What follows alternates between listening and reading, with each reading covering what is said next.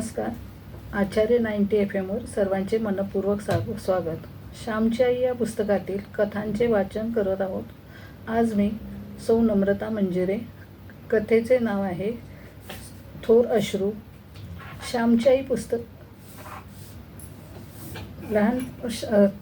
थोर अश्रू. लहानपणापासून दोन्ही वेळा स्नान करण्याची मला सवय लागली आहे. श्यामने सुरुवात केली. संध्याकाळी मी खेळावयात जात असे. छापापाणी, लंगडी, धावणे, लपंडाव, लक्ष्मीबाई ताक दे, डेरा फुटला मडके दे असे नाना प्रकारचे खेळ आम्ही खेळत असू. खेळ खेळून आलो म्हणजे मी आंघोळ करीत असे. आई मला पाणी तापवून ठेवत असे. आई गंगाळात पाणी आणून देई व माझे अंग चोळून वगैरे देई. दोन्ही वेळा स्नान करण्याची पद्धत फार चांगली. रात्री निजण्याच्या आधी आंघोळ झालेली असली तर शरीर स्वच्छ, निर्मळ व हलके वाटते. निजावयाच्या आधी आपण प्रार्थना म्हणतो. हे मनाचे स्नान. शरीर व मन स्वच्छ असली म्हणजे झोप कशी गाढ येते. एके दिवशी मी नेहमीप्रमाणे खेळून घरी आलो. सदरा काढला, शेंडीला तेलाचे बोट लावले व धोंडीवर जाऊन बसलो. आंघोळीची एक मोठी धोंड होती. आंघोळीचे पाणी तोंडीच्या वेलास जात असे. संध्याकाळचे आंघोळ. तिला फारसे पाणी लागत नसे. आईने खसखसा अंग चोळून दिले. उरलेले पाणी मी अंगावर घेऊ लागलो. पाणी संपलं व मी हाका मारू लागलो. आई, अगं अंग पूस माझे. पाणी सारे संपले. थंडी लागते मला. लवकर अंग पूस. मी ओरडू लागलो. माझ्या लहानपणी टॉवेल, पंचे आमच्या गावाला फार झाले नव्हते. वडील पुरुष मंडळी धोतर पिळून त्यालाच अंग पुशीत. एखादे जुने मुलांचे अंग पुसण्यासाठी असे. संध्याकाळी आई आपल्या ओच्यालाच माझे अंग पुसे. आई आली व तिने माझे अंग पुसले व म्हणाली, देवाची फुले काढ. मी म्हटले, माझे तळवे ओले आहेत, त्यांना माती लागेल. माझे तळवे पुस. तळवे रे ओले असले म्हणून काय झाले, कशाने पुसू ते.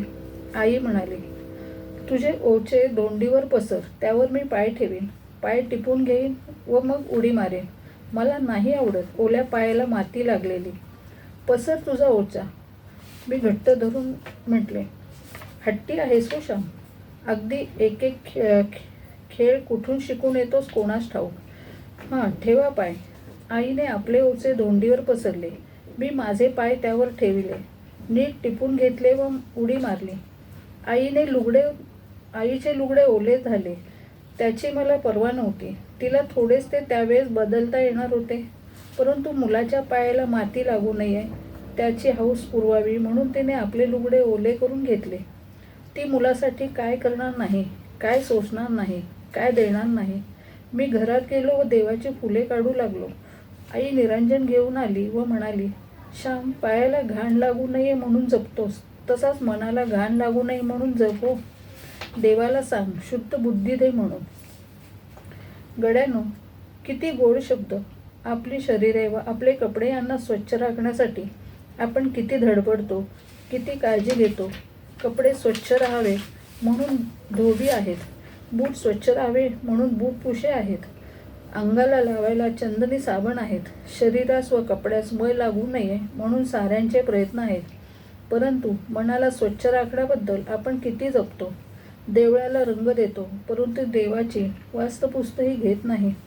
मन मळले तर रडतो का कधी. आपले मन निर्मळ नाही म्हणून रडणारा भाग्यवान विरळा. ते थोर अश्रू या जगात दिसत नाहीत. कपडा नाही, अन्न नाही, परीक्षा नापास झाली, कोणी मेले तर येऊन सारे रडतात. या इतर सर्व गोष्टींसाठी अश्रूंचे हौद डोळ्याजवळ भरलेले आहेत. परंतु मी अजून शुद्ध निष्पाप होत नाही म्हणून कोणी तळमळतो का. अजून माझे मन घाणीत बरबटलेले आहे असे मनात येऊन कितीकास वाईट वाटते. मीराबाईने म्हटले आहे, असुवन जलसिंच प्रेमे वेली बोई. अश्रूंचे पाणी घालून प्रेमाची, ईश्वरी भक्तीची वेल मी वाढवली आहे. हा मीराबाईंचा चरण मी कितीदा तरी गुणगुणत असतो. अश्रूंनी तुडुंब भरलेल्या हृदयातच भक्तीच्या कमळाचा जन्म होत असतो. श्यामच्या पुस्तकातील थोर अश्रू ही कथा तुम्हा सर्वांना नक्कीच आवडली असेल. मी नम्रता मंजिरे तुमची रजा घेते. तुम्ही ऐकत राहा आचार्य 90 FM, युअर ओन रेडिओ.